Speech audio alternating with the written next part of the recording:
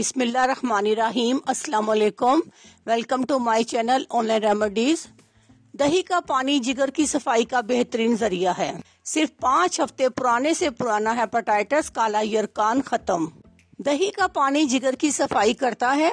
दही के ऊपर का पानी जिगर को धोता है। हर किस्म के हेपेटाइटिस का इलाज है। 5 हफ्तों तक 2 टाइम आधा गिलास पिए। ये टोटका है तो बड़ा अजीब सा, लेकिन है बड़े काम का। दही का पानी निकालने का तरीका ये है, 1 पाव दूध और 1 पाव पानी। 1 पाव पानी तकरीबन 1 गिलास के बराबर होता है और खट्टा लेकर दही जमा दें। अगले दिन दही जमा होगा और इसका पानी ऊपर ही होगा। वो पानी आपने इस्तेमाल करना है 2 टाइम। अल्लाह पर यकीन करके आप ये नुस्खा आजमाएं। इंशाअल्लाह ताला अल्लाह के फजलो करम से हर किस्म का हेपेटाइटिस ABC खत्म हो जाएगा।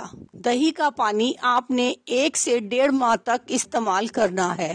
अपनी दुआओं में याद रखिएगा। अल्लाह हाफिज।